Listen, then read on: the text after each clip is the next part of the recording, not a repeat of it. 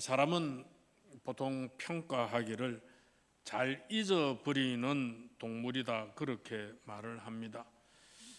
지난날에 끔찍스러운 사고가 있어서 수많은 인명이 피해를 당한 그런 일을 당해서도 얼마 지나지 않으면 언제 그런 일이 있었나 하는 그런 생각으로 기억이 희미해져 버리는, 즉 잊어버리는 이런 경우들이 허다합니다.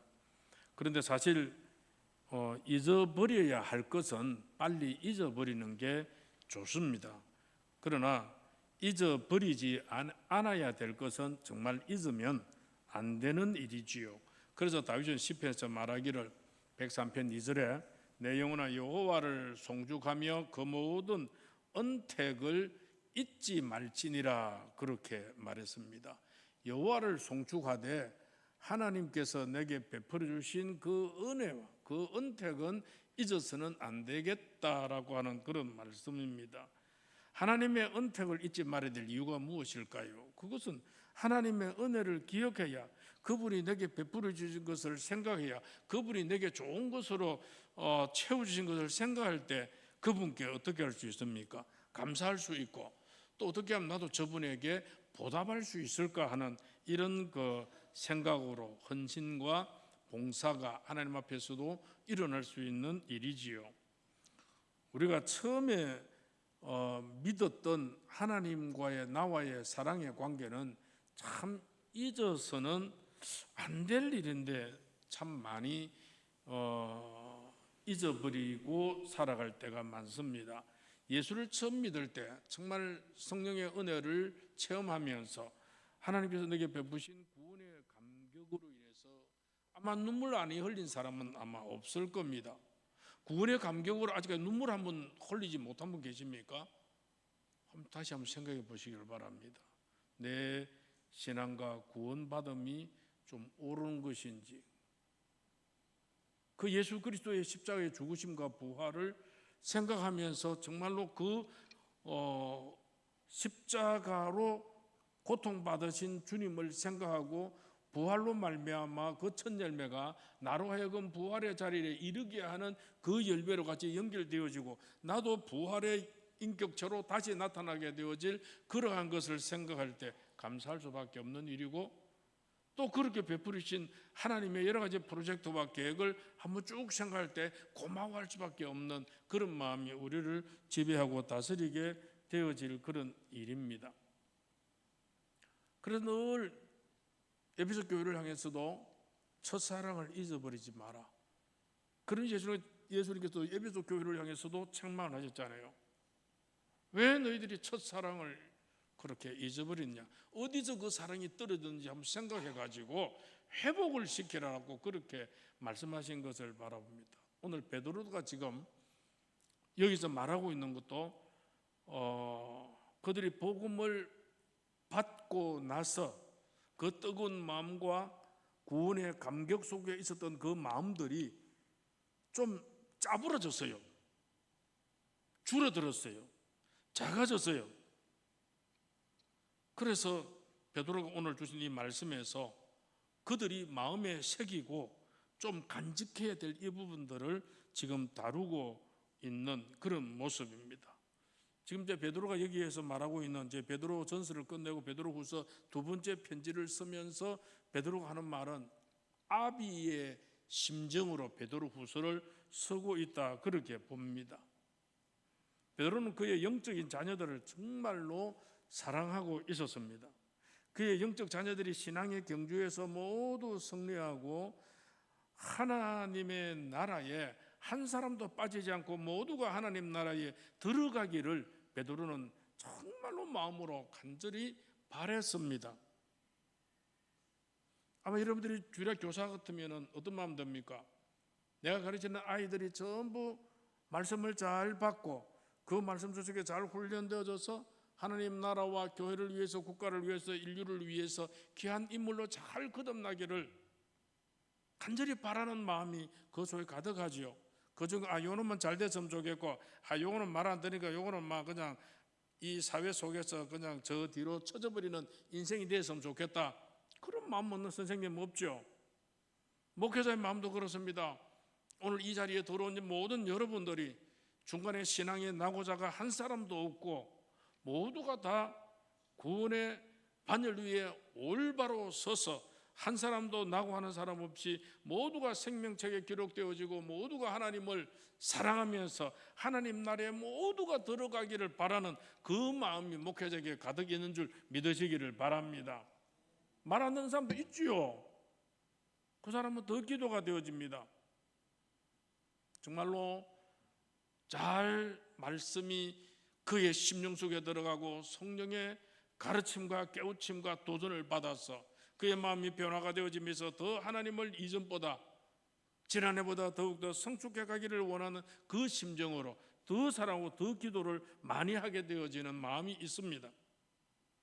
오늘 이 베드로가 자신이 살고 있는 이 가운데에서 잘 알고 있는 진리이지만은 이 모든 것이 지금 가르친 것이 배운 것이 좀 다시 성도들의 마음속에 생각나기를 그렇게 원하고 있습니다. 13절 같이 한번 읽을까요? 13절입니다. 시작.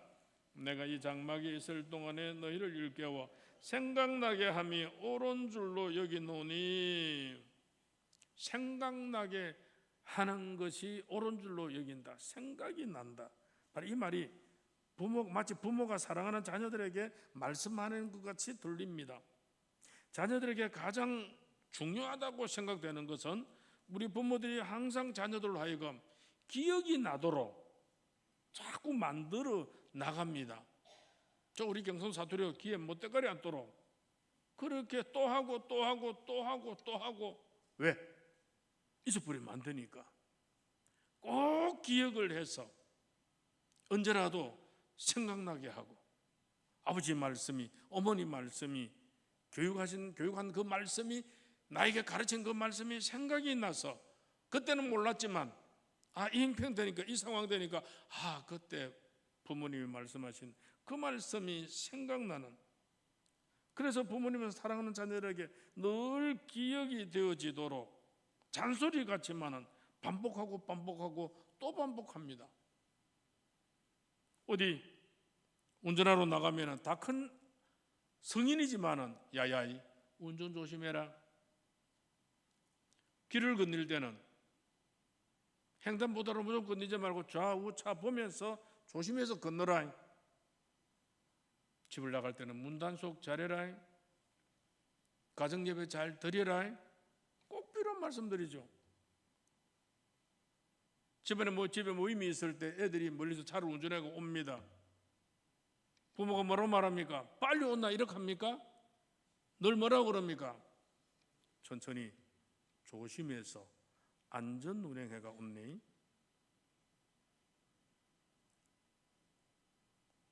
그게 부모가 자녀를 사랑하는 마음이죠.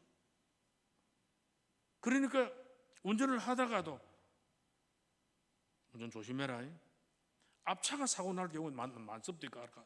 운전해 가다 보면은 그걸 딴 생각하다가도 앞에 사고 났을 때 운전에 몰두해야 되는데 운전하면서 딴 생각하면은 우리도 사고 날 수 있잖아요. 엄마가 운전 조심해라 했는데 그게 또 생각나잖아요. 그래 중요한 것은 생각이 나도록 계속 반복해서 그렇게 말합니다. 여러분 혹시 목사님이 설교하면서도 본문은 다를지라도 저 내용 또 저 내용이네, 저 주제는 또 저 주제네, 전번에 말씀한 건데 맨날 기도해라는 거, 맨날 봉사해라 하는 거, 맨날 열심히 내라 하는 거. 그런데 그게 여러분 그게 우리의 본분이고 그렇게 할 때 우리에게 복이 되기 때문에, 그렇게 할 때 우리의 신앙과 믿음이 성숙해가고 하나님 앞에 우뚝 바로 설 수 있는 그런 존재가 되기 때문에, 그래서 그렇게 성경 읽어야 됩니다. 기도해야 됩니다. 봉사해야 되고요, 선한 일 좀 해야 되고요, 성교하는 일에 힘써야 되고요, 구제하는 일에 힘쓰고. 그러한 일들이 우리가 하나님 앞에 바로 서고 하나님께 영광을 돌리는 그런 길이고, 그게 세월에 이 계단이 쌓이면, 켜켜이 쌓이면은 우리의 영적인 부분들이 아주 성숙된 자리로 나아가는 여러분을 위한 말씀이죠. 그게 부모의 심정입니다. 베드로가 지금 그런 심정으로 지금 내가 그동안 너희들이 들을 수 있도록 너희들이 많이 들었던, 너희들이 많이 이야기했던, 너희에게 들려줬던 그 부분들을 너희들 좀 생각났으면 좋겠다. 부모와 같은 심정으로 베드로의 그 신앙의 자녀들이 신앙의 기본에 대해서 항상 기억하도록 그렇게 지금 말하고 있습니다. 베드로가 지금 이렇게 말하는 것도 자기 자신 이제 한 60 넘었는데 옛날에는 뭐 수명이 한 60대였습니다. 이분들 70 못 넘은 것 같아요. 한 60, 한 5, 6 이렇게 보는데, 그래서 이제 베드로도 자기 자신 이 세상에서 이제 얼마 더 살지 못할 것을 잘 알고 있었습니다. 14절에 뭐라고 그럽니까? 14절 같이 읽을까요? 시작. 이는 우리 주 예수 그리스도께서 내게 지시한 것 같이 나도 나의 장막을 벗어날 날이 임박한 줄을 알미라라고 그렇게 말합니다. 그렇게 말하면서 지금 베드로가 오늘 본문에서 무엇이 기억되어야 되고 무엇이 생각나야 되느냐. 자, 베드로가 이 편지를 쓰면서 받는 성도들에게 아는 것이 생각나야 된다 그렇게 말합니다. 옛날에 배웠던 것이, 옛날에 들었던 것이, 지금까지 내가 깨달았던 것이 늘 기억이 되고 생각이 나야 한다. 그걸 지금 가르칩니다. 13절에 너희를 일깨워 생각나게 함이 옳은 줄로 여기노니. 생각나게 하는 것. 여기서 알고 생각난다 이 말은 그냥 안다는 것과 그것을 실천하는 것과는 엄연한 차이가 있죠. 그래서 성경은 선을 행할 줄 알고도 행치 않는 것은 뭐라? 죄니라 그랬습니다. 그랬어요. 그런데 요한복음 13장 17절에 보면은 너희가 이것을 알고 행하면 복이 있으리라. 요한복음 13장 17절. 너희가 이것을 알고 생각이 나고 그걸 행하면, 아는 것 행하면, 깨달은 것 행하면, 생각나는 것 행하면 뭐가 있으리라? 복이 있으리라. 요한복음 13장 17절 말씀입니다. 우리가 여기서 중요한 원리를 발견합니다. 사람들이 기억 속에서 살기를 바란다고 말하지는 않습니다. 참 매우 깨닫기 어려운 그런 위험인데, 오늘 이 말씀이 뜻하는 것은 어떤 원리가 우리의 마음속에 생생하게 존재해야 된다 이 말입니다. 진리의 원리, 생명의 원리가 우리 마음속에 존재해야 된다 그 말이죠. 우리는 성경의 가르침 속에 또 다른 중요한 원리를 발견하게 되는데, 우리는 흔히 저 그 말씀 압니다 물으면은 제가 그거 압니다. 내가 성경 그거 압니다. 그 전에 내가 들었습니다. 생각납니다. 압니다 이게 아니고, 지금 베드로가 하는 말은 너희를 일깨워 생각나게 함이 옳은 줄을 알미라. 이 말은 전에 다 가르쳤던 거 안다라고서만 내 압니다 그것으로 만족하거나 그걸 원하는 것이 아니고, 베드로가 하는 말은 아니야. 너희는 생각났다라는 그 말은 그것을 생각난 그것을 지켜야 한다. 뭐 해야 한다? 지켜야 한다. 행해야 한다 이 말입니다. 다시 말하면은 그리스도인들은 단 하루도 거르지 아니하고 이 말씀을 명심할 것을 요구하고 있습니다. 오늘 우리에게 구원자 되시는 예수 그리스도가 내게 계신다. 예수님이 내게 계신다. 나 예수를 믿는다라는 그것으로 그걸 말하고 고백하는 것으로 끝나지 말고 그거로 충분하지 아니하고, 이 말씀은 그 주님과 우리는 날마다 같이 있어야 하고 그리스도가 함께 계신다는 사실을 날마다 명심하면서 살아가시라 그 말입니다. 알고 있는 분으로 끝나는 것이 아니라 그분과 내가 함께 있다. 주님이 나와 함께, 내가 주님과 함께 있다.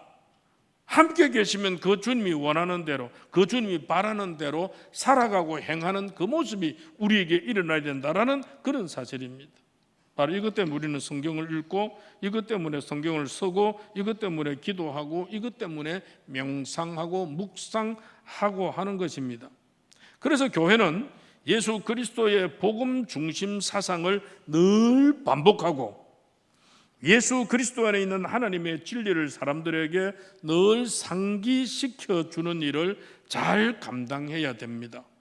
사람들은 흔히 기독교의 복음을 쉽게 잊어버립니다. 복음으로 무장되어야 되고 복음이 그 마음속에 가득해 있을 때 복음과 연계된 이야기가 좀 연결되어져야 되는데, 여러분들이 기관별로 방에 앉아서 아니면은 카페에 앉아서 아니면 이래 앉아가지고 우리는 복음보다는 계속해서 정치, 경제, 문화, 사회적 이슈, 물질적 이슈 이런 것들에 교회에 와서도 거기에 더 관심이 많고 그것으로 그냥 우리 대화를 진행시키고 그래 주로 앉아 있습니다. 그러나 교회의 일은 사람들이 자주 잊어버리는 이런 복음을 계속 상기시켜 주어서 그 복음 안에서 살도록 우리 성도들을 일으켜 세워주는 일을 목사님도 하셔야 되고 장로님들도 하셔야 되고 권사님들도 하셔야 되고 회장님들도 하셔야 되고 집사님들도 하셔야 되고 성도 서로 상호간에 복음이 생각날 수 있도록, 좀 오래된 사람은 또 가만히 보면서 어린 사람이나 아직 복음에 좀 깊이 있게 신앙에 깊이 있게 올려오지 못한 분들에게는 그럴 때는 성경적으로는 이렇게 하는 것이 옳으니라, 복음적으로는 이렇게 하는 것이 옳으니라, 교회 생활은 또 이렇게 하는 것이 옳으니라. 자꾸만 대화와 이야기 속에서, 교제 속에서 더욱더 우리가 서로 주 안에서 배워나가는, 말씀이 생각나게 해서 그 말씀대로 행하고 그 말씀대로 살아가도록, 그게 이제 베드로의 마음이었습니다. 이게 늘 우리 속에서 일어나야 됩니다. 그렇다면 우리의 삶의 본질이 무엇일까요? 13, 14절 하면 이럴까요? 13, 14절 시작.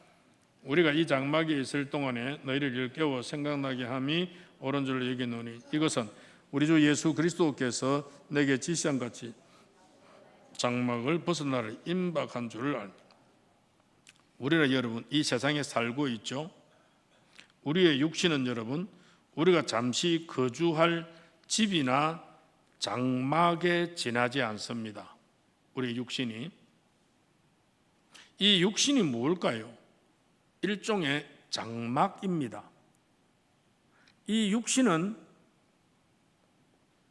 우리의 본질되어지는 영을 담아놓는 그릇입니다. 별거 아닙니다. 그런데 참 중요합니다. 아주 맛있는 밥이 있어도 이걸 담을 그릇이 없으면 그 밥은 어떻게 될까요? 공중에 흩날릴까요? 그릇이 있어야 담아서 잘 먹을 수 있죠. 국을 맛있게 끓여도 담을 그릇이 있어야 또 국을 아주 맛있게 먹을 수 있는, 그래서 이 육신은 참 중요합니다. 그렇지만 육신하고 영혼하고 비교는 안 됩니다. 영혼을 담아놓는 그릇이더라. 그러니까 이 그릇이 좋아야 됩니다. 그럼 집으로 생각해 봅시다. 우리가 집에 들어가 삽니다. 그런데 그 집이 옛날에 초가삼간 촌에서 시골에서 있던 그 집을 한번 생각을 한번 해보시면 불편하죠. 그 시골집, 사실 배가 아파서 화장실을 가려고 그러면은 문을 열고 밖에 저 대문간 쪽으로 나가야 됩니다. 화장실이 저 멀었습니다. 그런데 거기 가면은 화장실에 가면은 요즘 같은 화장실이 아니었습니다. 푸셋식이었습니다. 풍덩풍덩합니다. 짜증납니다. 똥물 튀어 올려 궁둥이 맞으면 짜증납니다. 기분 나쁩니다. 그런 세월들을 우리 옛날에 지냈습니다.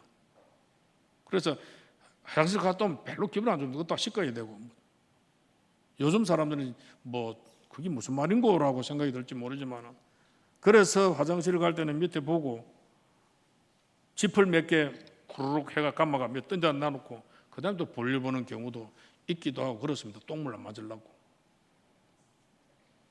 지금은요, 얼마나 좋나요? 수세식 화장실 있지요.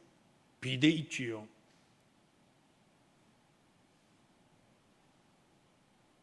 옛날에는 더우면은 앞문 뒷문 다 열어놔야 됩니다. 바람이 통해야 되니까. 그러면은 이놈 여름 되면 모기가 들어와가지고 아이고 팔이 들어와가지고 굉장히 불편합니다. 짜증납니다. 윙윙거리면서 하면서 사람 물리고 이렇게 하면은 몸이 불편하면 생각과 정신도 짜증나고 불편합니다. 근데 지금은요, 지금 문 다 닫아놓고 에어컨 딱 틀면은 목이 하나 들어올 수 있습니까? 팔이 하나 들어올 수 있습니까? 얼마나 좋아요. 육신 참 건강해야 됩니다. 육신이 건강할 때 건강한 육신 속에서 건강한 정신이 나온다 그랬습니다. 그래서 우리 몸을 건강하게 만들기 위해서 되게 애를 많이 써야 됩니다. 이번에 여러분들이 기도해 주시고 또 격려해 주시고 또 염려해 주시고 후원해 주시는 그 덕분에 몽골 사역을 잘 감당을 했습니다.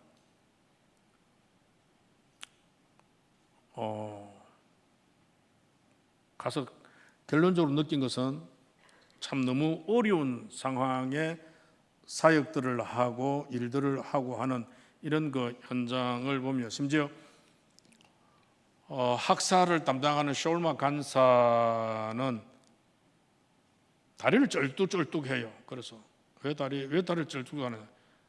아파서 좀 그렇습니다. 근데 나중에 다 가고 이제 저희들 강의하기 전에 이제 식사를 하면서 걔들 양고기 국물에 국주 삶아가 학생들 먹을 때 저하고 다른 목사님 한 분하고를 이제 그 선교사님이 함부로 묵지 말아 하더라고. 잘못하면 우리하고 체질이 안 맞아가지고 탈날 수 있다라고. 그래서 마지막 시간에 탈라면 또 안 되고 하니까, 그래서 우리는 또 라면을 끓여 먹었습니다. 라면을 우리 갖고 라면 한 3박스 갖고 가고, 여러분들이 이렇게 세일별로 생활 필수품 모아 주신 것 한 3가방 넘게, 한 4가방 가까이 그렇게 되었습니다. 우리 교회도 했고 다른 분들도 좀 갖고 오라 했더니 좀 갖고 오셨더라고요.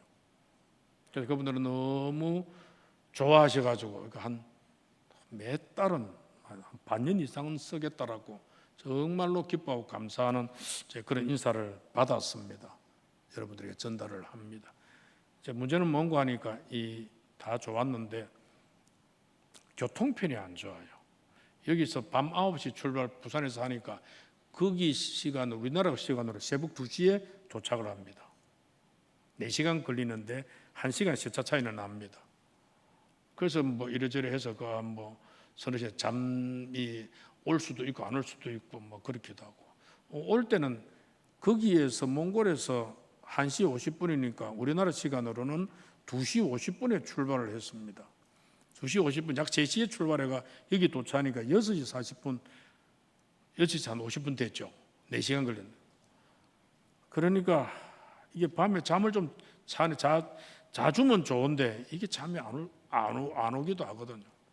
자는 사람은 잡디다만은 저희들은 잘 못 잤습니다. 그래서 어제도 하루 종일 그냥 얼음얼음하게 그렇게 지내고, 집사람 어제 또 밤에는 낮에 조금 더 잤다고 또 밤에 또 밤새도록 한 잠이 또 안 오고 해가지고 그런 좀 불편함은 있었습니다. 육신이 불편하니까 머리가 어지러워요. 머리가 어지러우면은 강의나 설교나 집사람 오늘 아침 내 밥을 안 챙겨줬어요. 내가 챙겨 먹었습니다. 몸이 피곤하니까. 밥 챙길 정신도 없고 힘도 없고. 그래서 이 육신이라는 이게 참 건강해야 됩니다. 하나님께서 우리에게 육신을 주셨기 때문에 하나님 주신 육체를 우리는 어떤 데 운동을 하든지 잘 관리를 해서 건강하도록 만들어야 우리 안에 담겨져 있는 영혼이 영적인 일들을 우리가 해낼 수가 있는 그런 부분이죠. 중요한 건 여기서 베드로가 말하는 것은 이 장막은, 이 육신은 우리가 영원히 거주할 곳이 또 영원히 있을 그런 그 텐트가 아니라는 겁니다. 사람들은 자기 육신, 자기 자신과 육체를 동일시하는 사람이 있는데 아닙니다. 이 육신을 하나님이 만들어 가지고 여기에 영혼을 그냥 담아 놓은 겁니다. 그러다가 이 세상에 영혼이 와서 여기에 담겨져서 좀 살다가 잠시 머무르고 있다가 잠시 체류하는 체류장, 이 세상에 육체 안에서 좀 머물고 있는 그런 우리다라는 것을 생각해야 된다 이 말이죠. 인생은 하나님의 순례이고 인간은 순례자에 불과합니다. 이 세상은 우리가 여행을 하면서 하룻밤을 지내는 일종의 여관과 같은 곳이다 그 말이죠. 우리는 이 세상에 왔습니다. 하나님이 여기에 우리를 보내셨습니다. 그리고 우리는 때가 되면 하나님께로 돌아갈 것입니다. 한국 사람들의 나이가 평균 한 75세에서 한 80몇 세라고 이렇게 지금 현재 이야기가 차이가 있습니다만은 이 세상을 떠난다고 하는 것은 분명한 사실입니다. 성경은 말하기를 시편 90편 10절에 우리의 연수가 70이요 강건하면 80이라도 그 연수의 자랑은 수고와 슬픔뿐이요 신속히 가니 우리는 날아가나이다 라고 그렇게 말합니다. 오늘 여러분, 우리가 이 세상에 온 것은 내가 온 것이 아니라 하나님께서 나를 이 땅에 보내셨다는 것을 아셔야 됩니다. 다른 계획이 있고 하나님의 뜻이 있어 우리를 이 땅에 보내셨기 때문에 하나님의 그 목적을 잘 찾아야 됩니다. 하나님께서 나를 어떤 달란트를 주셔서 어떤 재능을 주셔서 나를 이곳으로 보내셨는가. 그래서 우리는 하나님께서 나를 보내신 이것을 항상 생각을 하면서 우리가 살아가는 삶을 엮어가야 되는데 이 말이죠. 우리 인생의 목적이 무엇일까요? 그냥 왔다가 살다가 그냥 가는 것입니까? 그건 동물적인 일이죠. 아닙니다. 오늘 우리 사람은 이 세상에 와서 사는 동안에 하나님을 영화롭게 하는 일을 계속 감당해야 되는 것이 우리가 이 세상에 온 목적입니다. 인간은 바로 이런 의도와 목적으로 창조되었고 이것이 바로 우리의 삶의 목표입니다. 하나님께서는 자신의 영광을 나타내기 위해서 우리 인간을 만드셨는데 신명기 26장 19절에 말씀하기를 그런즉 여호와께서 너를 그 지으신 모든 민족 위에 뛰어나게 하사 찬송과 명예와 영광을 삼으시고 그가 말씀하신 대로 너를 내 하나님 여호와의 성민이 되게 하시니라 그랬습니다. 하나님은 인간을 위해서 큰 계획을 갖고 계시잖아요. 이 세상은 하나님이 그 영원하고 궁극적인 목적을 실현하기 위한 그래서 만드신 계획의 한 일부입니다.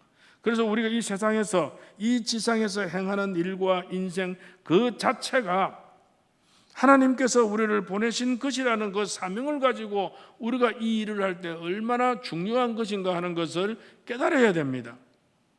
저는 우리 노예 러시아 중국 선교위원회 위원장의 자격으로 우리 위원들을 데리고 몽골 선교 사역을 가면서 300일 있었잖아요. 그 몽골 신학교를 돌아보고 그들을 위로하고 격려하고 우리 SFC 지부를 또 돌아보고 그들을 격려하고 그들에게 강의하고 그들에게 힘을 주고 그러한 일들을 잘 감당하고 돌아올 때 오늘 김해 공항에 앉아가 마치면서 해산하면서 감사의 기도를 같이 올려드렸습니다. 사명을 잘 감당하고 돌아왔잖아요. 하나님께서 우리를 이 땅에 보내신 것은 하나님께서 우리에게 각자의 사명을 우리에게 다 주셨습니다. 그냥 실없이 왔다가 그냥 아무 하는 것 없이 아무 나타내는 것 없이 그냥 살다가 그냥 땡 하시렵니까?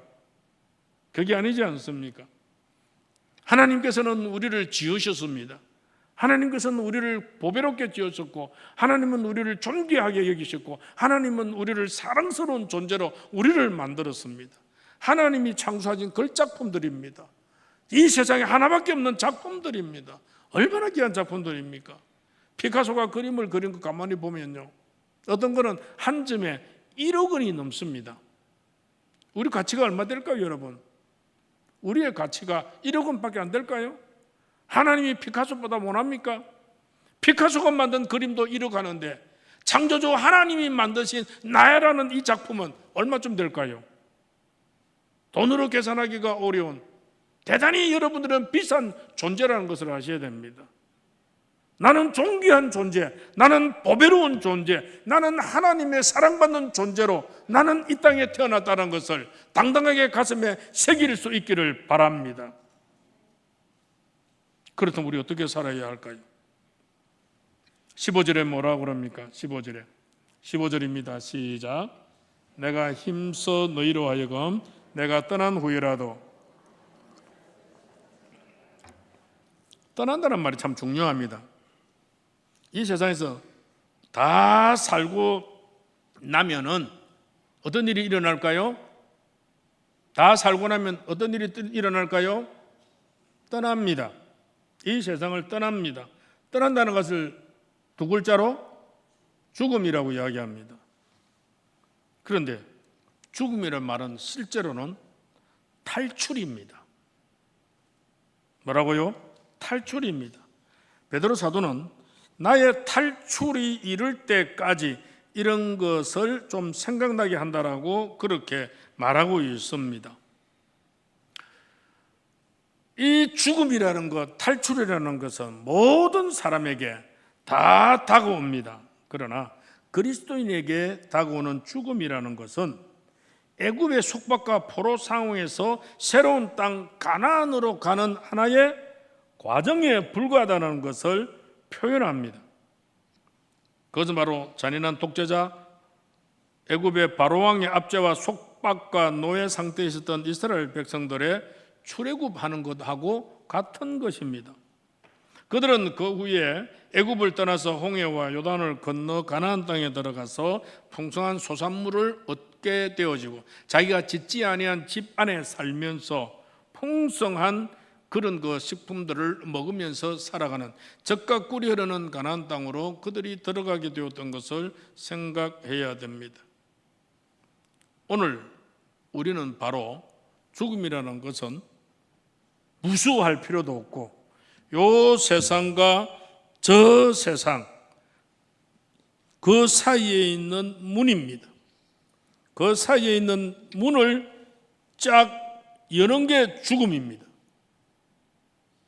열고 저쪽으로 저 세상으로 샥 들어가게 되는 그게 여기서 말하는 죽음입니다. 육신과 영혼의 이별입니다. 그러니까 그리스도인들에게는 죽음을 두려워할 필요가 없습니다. 염려할 필요도 없고요, 무서워할 필요도 없습니다. 이 원리와 이 진리를 알면 오히려 죽음이 다가올수록 슬플까요? 기쁠까요? 기뻐야 합니다. 왜요? 요간 100년도 안 되는 요 인생 사이 살다가 우리는 구원을 얻은 자로서 요 문만 빼꼼히 열고 넘어서면은 영원히 사는 영원한 세계가 우리를 맞이하고 있으니 내가 짓지 않은 맨션이 거기에 있고 거기에 한 모금만 마셔도 영원히 죽지 않는 생명수 강이 흐르고 그 강가에 사시들 생명수 과일이 놓여있는 천군 천사들과 더불어서 여호와 하나님을 찬양하는 그 일만이 있는 그곳 파라다이스 나아곤 천국. 그러니까 신앙이 있는 어르신들이 돌아가실 쯤이 되어지면 헤어지는 건 좀 섭섭하지만 내가 먼저 갈게, 따라온나?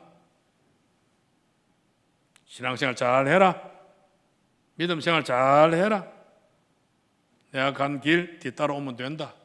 그 얼마나 좋은 관계입니까? 그런 마음이 우리의 마음속에 자리 잡기를 축복합니다.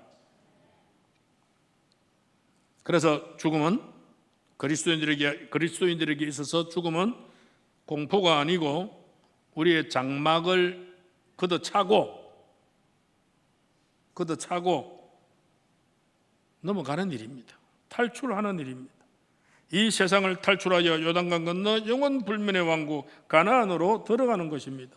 그리고 성경이 우리에게 상기시키는 아주 궁극적이고 우리가 항상 기억해야 되는 거다라고 촉구하는 것은 이 세상에서 가장 위대한 일이 주 예수 그리스도를 아는 것이라고 말합니다.